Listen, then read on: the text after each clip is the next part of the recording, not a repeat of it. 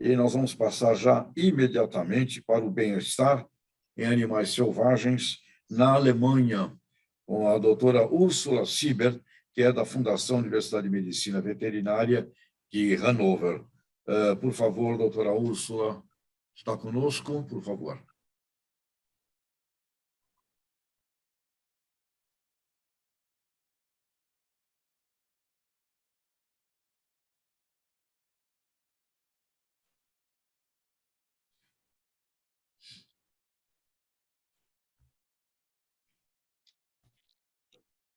Ok.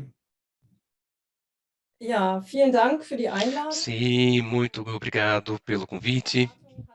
Hartung hatte mich vor O Dr. Hartung me pediu para falar um pouco sobre bem-estar animal e animais selvagens na Alemanha. Gostaria de agradecer e será um prazer fazer isso. Zunächst einmal ganz kurz. Primeiramente, Deutsche o Wildtierforschung, Instituto für Hannover, ITAW, da Universidade de Hannover, umfasst viele e compreende verschiedene Arbeitsfelder, diversas áreas de trabalho, por exemplo, com determinação de inventário, habitat, e também muito sobre zoonoses e doenças infecciosas, questões de saúde, mas em especial as atividades antropogênicas, bioacústica, alimentação, reprodução e muitas outras coisas. As espécies variam muito e nós também trabalhamos globalmente nos animais, dependendo da necessidade. O conceito do instituto é que nós convencemos de que, primeiramente, nós interligamos essas especialidades de veterinárias e médicas para poder entender essa variabilidade. Com relação à proteção animal ou a selvagens, em especial, nós nos ocupamos muito com a sustentabilidade, biodiversidade, proteção aos animais de selvagens, e isso muitas vezes significa não somente preocupar-se com uma única espécie, mas também com proteção de espécies e populações, e como se pode melhorar essa situação da população das espécies.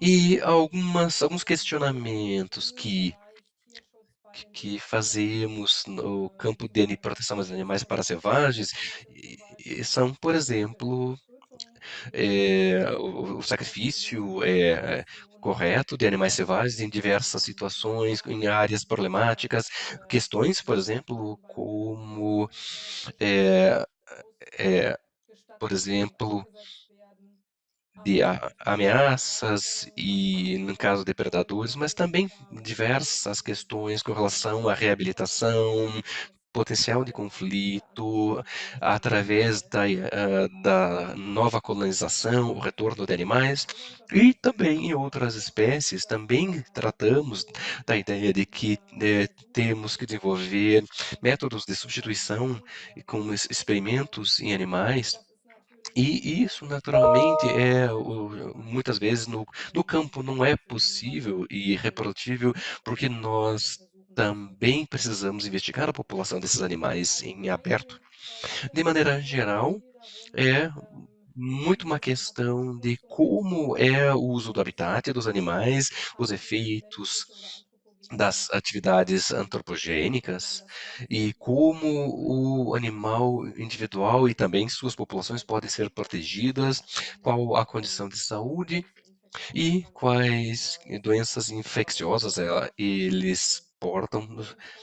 E, a partir de agora, como a palestra aqui é bastante restrita do ponto de vista do tempo, eu gostaria de dar alguns exemplos e também gostaria de deixar algum tempo para questionamento, para poder explicar um pouquinho a amplitude desse campo. Num projeto chamado ZIM, do Ministério Federal para a Economia e Energia, nós nos ocupamos da avaliação e prevenção de acidentes com animais selvagens, pelo desenvolvimento de novos instrumentos ou mesmo dispositivos desenvolvidos para evitar que os animais cheguem próximos demais a estradas. Este é um projeto em que diversos ramos da indústria colaboraram conosco na pesquisa e envolve essa rede Human Traffic Wildlife. E outro projeto é a proteção de certas espécies, como, por exemplo, o geckos, que está muito reduzido no estado da Baixa Saxônia, e nós vemos a influência sobre estas espécies ameaçadas. Precisamos entender quais papéis têm os predadores por uso de telemetria, mas também com câmeras ocultas, para poder desenvolver conceitos de desenvolvimento do proteção futura para esses ameaçados e também outras espécies como lebre, fazão. Existe o entendimento com os agricultores de um regime e pesquisa para que nessas áreas se pode fazer mais pelos animais que estão expostos à predação, mas também para também que consideremos as suas condições de vida específicas. O lobo, principalmente na Baixa Saxônia está retornando, está, no noticiário bastante com problemas e existe a percepção pública que é bastante variada e nós tentamos, no sentido da proteção animal, fazer uma determinação de dados, na verdade, o que motiva o animal e como isso impacta as espécies locais para desenvolver uma fundamentação da discussão para proteção futura e medidas futuras também.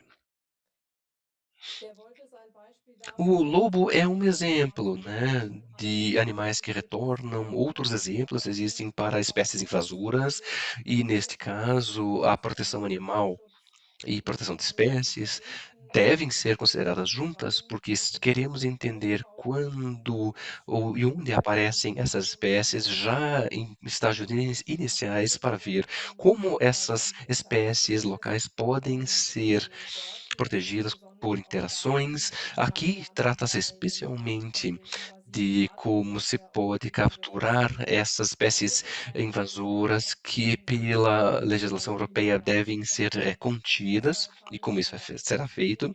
E para isso temos um outro projeto no qual tratamos do tratamento justo, como por exemplo dos nutria, com outros casos e uso de armadilhas para reduzir essas espécies invasoras, e nós verificamos esses dispositivos com o uso de acordos internacionais e normas, e os animais também são, são muitas vezes até inspecionados, analisados com relação a danos e ferimentos.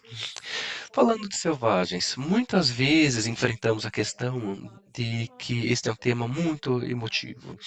Atualmente, é a questão de como o ser humano percebe o animal e a pergunta de reabilitação ou a acomodação de um animal em dispositivos, instalações humanas, se isso faz sentido ou não.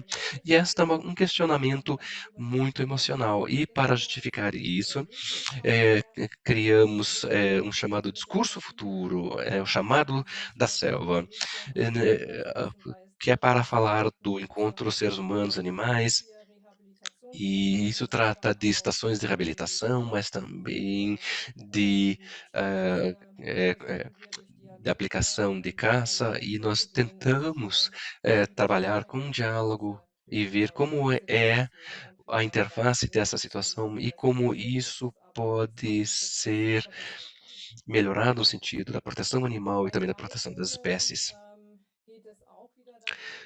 Bom, em aves de rapina, nós temos também aqui um processo de reabilitação, ou seja, de tomar essas aves de rapina em estações de captura para fazer avaliação dos processos de reabilitação.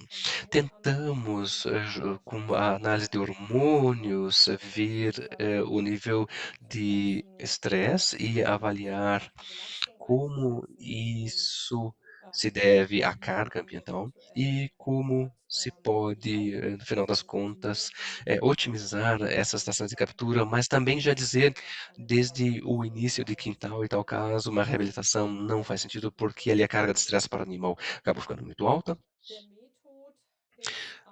O MATOD, né, o a morte por dispositivos agrícolas é muito importante e o maquinário agrícola está crescendo e se disseminando. Ao mesmo tempo, desejamos reduzir a morte por colheitadeiras e, do ponto de vista da produção desses dispositivos e maquinários, nós conseguimos incluir na discussão um grande fabricante aqui na Alemanha com estratégias diversas para a redução de morte por colheitadeiras, para ver ali o que pode ser melhorado no futuro e o que poderia ser bem-sucedido nesse caso. Com isso envolve, claro, a busca do animal, mas também a técnica de colheita, e isso tem um grande papel. Talvez existam técnicas acústicas que possam ser aplicadas para evitar este alto nível de mortes nesse tipo de cenário. E mais ainda um discurso breve sobre efeitos marinhos. Neste caso também temos aqui um escopo muito grande e crescente, um escopo como atividades antropogênicas, e nós enfrentamos aqui também que o indivíduo, mas também a população percebe efeitos perceptíveis e, nesse caso, temos diversos dados sobre animais isolados, mas podemos avaliar e estimar o que é importante para a capacidade de sobrevivência da espécie. Nós colocamos os chamados DTECs, que são emissores acústicos que conseguem acompanhar os animais de maneira muito detalhada. Nós acompanhamos a sua respiração, como elas se sentem, e com isso nós conseguimos documentar o sofrimento dos animais na proximidade de navios. A chamada captura ou pesca acidental é um problema essencial nos animais, pois diversos animais individuais são mortos e isso se exprime também sobre as populações. Também detonações que temos na Alemanha e também em outras áreas das águas europeias. E isso está relacionado a traumas dessas explosões. Muitas vezes elas existem bombas da Segunda Guerra e muitas vezes encontramos alterações anatômicas de por trauma causados por microfraturas como por exemplo no tímpano dos animais, como resultado de detonações. E infelizmente, com os casos das chamadas baleia porco aqui nas águas alemãs, nós temos um quadro estável nos primeiros meses, mas nós temos muitas mortes desses animais por atividades antropogênicas, ainda que os animais somente cheguem à maturidade sexual entre 2 e 5 anos, a média de mortalidade desses animais ocorre antes disso.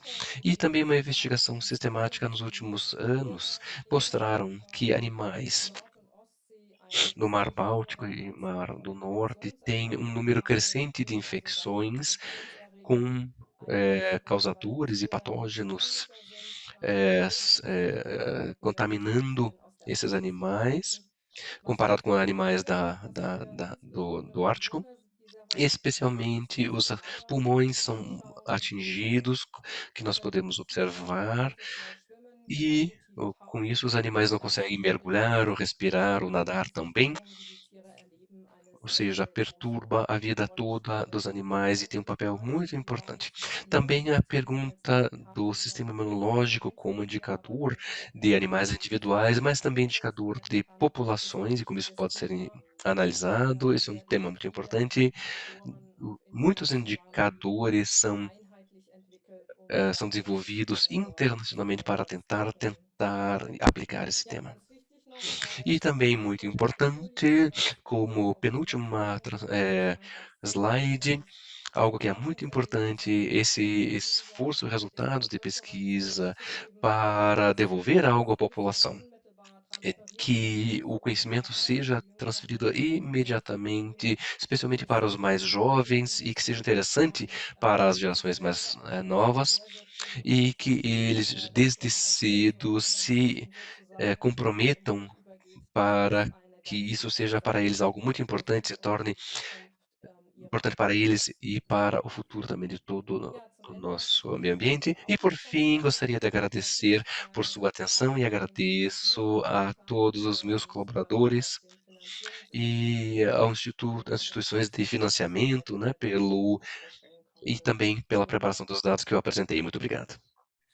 Doutora Úrsula, muito obrigado. 30 segundinhos de uma pergunta rápida. Comunicação. Comunicação para a sociedade. Isso está presente, está crescente, doutora Úrsula? Ich verstehe leider kein Portugiesisch und bekomme gerade keine Übersetzung. Was ich jetzt verstanden habe, ist, dass Sie nach der Kommunikation gefragt haben. Frau Siebert, wenn Sie unten auf Zoom gucken, da sollte ein Estamos explicando onde fica a função de interpretação. Só um instantinho. dass Sie dann die Übersetzung aufs Deutsche dann hören. Haben Sie es gefunden? Por favor, repetir a pergunta, Luiz Tejon. Por favor. Kommentiert. Vielleicht, A pergunta é, Ja. a pergunta é sobre esforços de comunicação existentes para a sociedade como um todo. Isso está crescente, é importante, bem rápido, porque o nosso tempo aqui já foi, mas por favor. Also ich denke, danke schön. Ich denke mir, Obrigada. Eu acho que isso está aumentando, o que é positivo, muito positivo. Tanto na Europa como na Alemanha, a gente se vê confrontado com a situação que os credores, os financiadores, principalmente a União Europeia, querem que haja um outreach e que esse seja amplo. E nós verificamos no nível da União Europeia que há tantos cientistas que, na verdade, concorrem entre si, mas poucos têm conceitos realmente inovadores, modernos. E isso se tornou o aspecto decisivo para você ganhar uma concorrência na União Europeia. E eu julgo isso muito bom. Ok. Muito obrigado, doutora. Muito obrigado por sua apresentação.